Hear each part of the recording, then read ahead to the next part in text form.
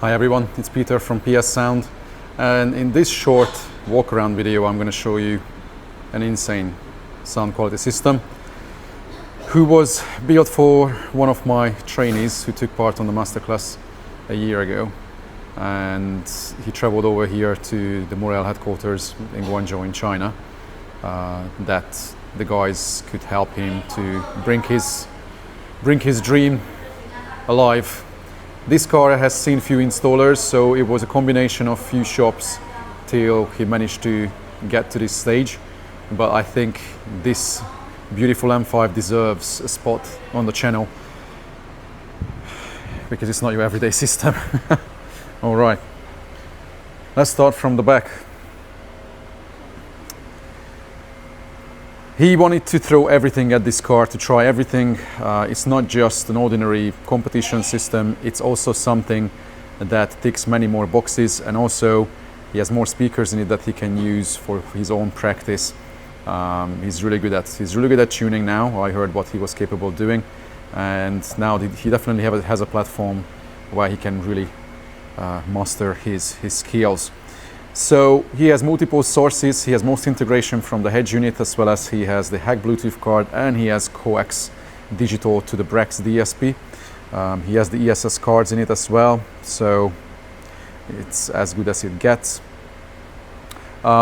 He has multiple micro precision amplifiers, as you can see. On the right hand side he has the DC-DC supply that stabilizes the voltage from the factory battery. Some people could argue that, oh, does this car really have enough power for all these amplifiers? But these are all monoblocks. They don't really draw much power. The DC-DC is rather needed to regulate the power because the smart charging is not always charging, and it's good to have solid power for the amplifiers.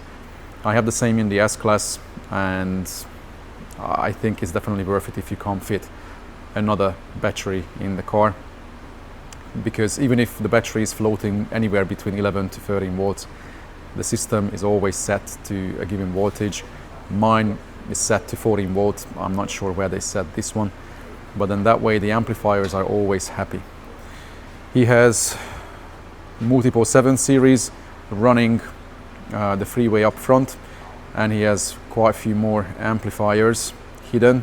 He has a 5 series as well running air motion tweeters for the top end. You could call them super tweeters. And then in here we have a few more amps. He had to use all the space given.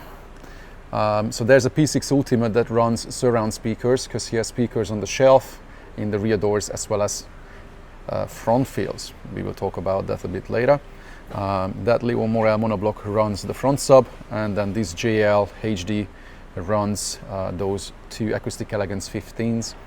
And at some point, once he gets his subs that he ordered from One Audio, then these will be replaced by the latest IBN 3s. Not that this system is now not performing, because it's already beautiful, but yes, with the IBM 3s this is going to go to a whole different level when it comes to the bottom end. These subs are beautiful, musical, and they have plenty of headroom for most people, but it's a bit like car performance. Some people are happy with 300-400 horsepower, some people freak out already when they drive an M5 with 600 horsepower, and then some people want more. They want to have headroom, they want to have that extra when you just never worry that you just run out of headroom. And yeah, the IBM 3s are stunning, and they're also very, very accurate. So that's the layout here at the back. He's lucky because at least in the M5 he can tip the middle section, so the subs can easily breathe into the cabin. Then let's go to the front, because this is, yeah. Okay, not your everyday door, that's for sure. So he wanted to move the mid bass from underneath the seat, which is great for a daily system, but if you want something better, yeah, under seat location is not the best. Doing kicks in a car like this is equally challenging. It's not impossible, but then he was looking at the options, and he got sealed enclosures built for the Supremo 6.5s. I'm not too sure how big the box is, but it's pretty healthy. And you can also see the Supremo mid-range there. So that's functioning as a front wheel, which has its purpose. People will have to hear a few cars where we are doing more than just stereo. Of course, he has a preset when he's only running left and right main speakers, and then there's a preset when he's running the surround speakers as well. Many people prefer to have a larger space, more ambience in a car. And of course, because now he knows how to set it up, nobody's going to complain when these front wheels are on, because they do something different that many people can appreciate. One special thing in this enclosure is that they built a shell around the box. So what you see is just a trim that goes around the box, hiding it. Because as you can see, it's part of the door card. They retrimmed the whole thing, and they moved the trunk opener little switch as well. The design, the way it looks, that's personal. Some people may find it not necessarily blending in and very OEM. Yep, that's going to be a personal choice.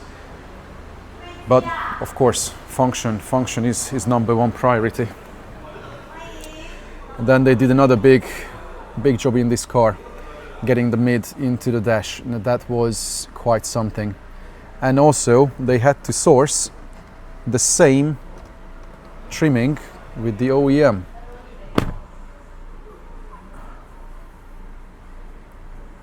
That's as close as it gets.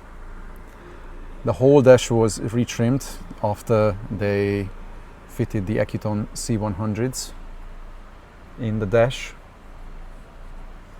With the Supremo tweeter. So yeah, your freeway is installed slightly differently, because the Accuton got the main stage to look after the mid-range duty in the car.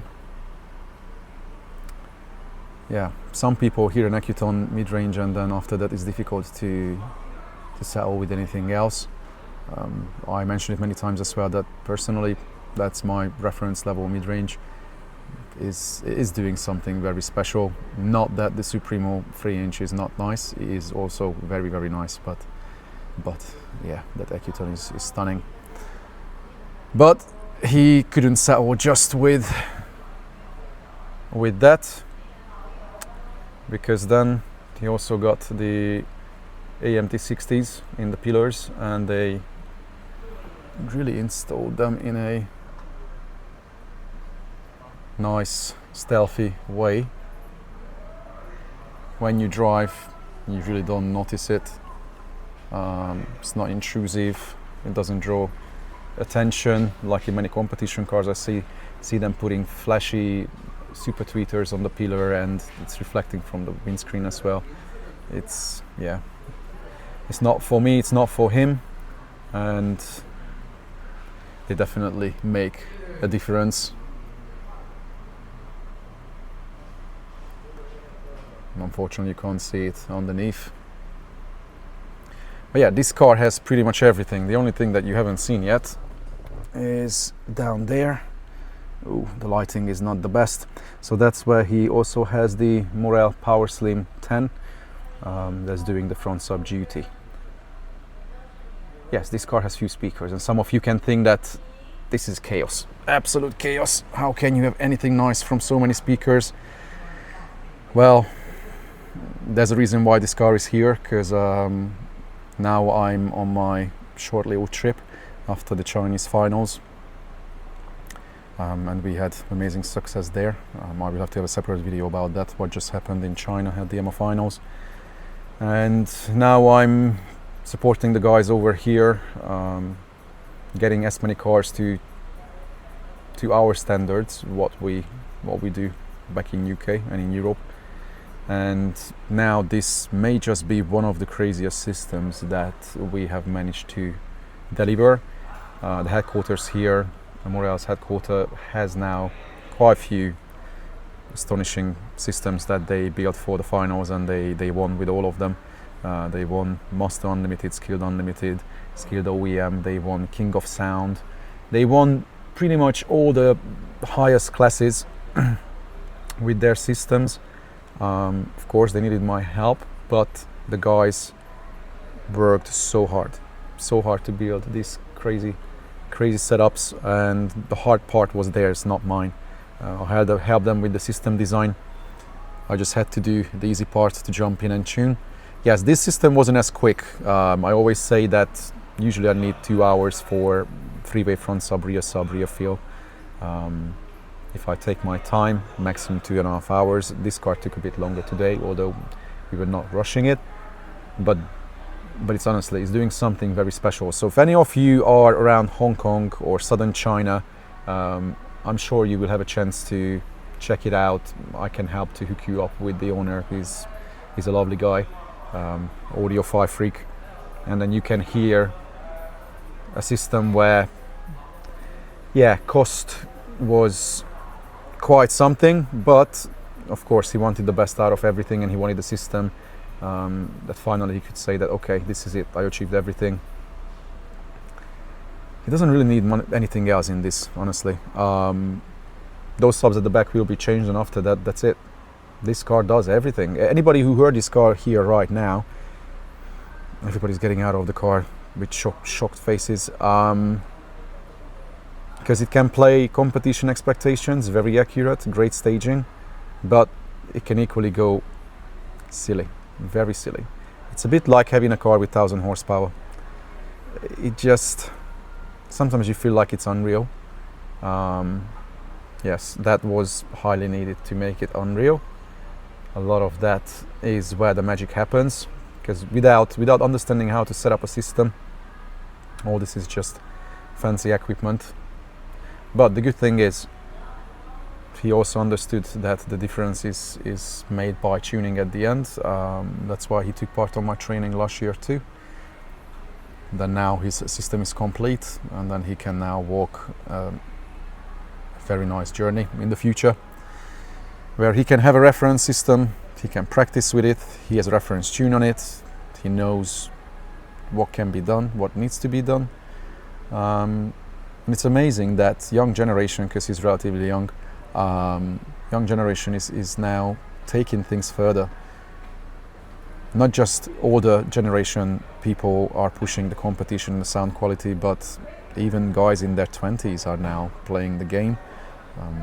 And it's great to see. It's great to see how everything is moving to a whole different level, and how I've been able to have an effect on that globally.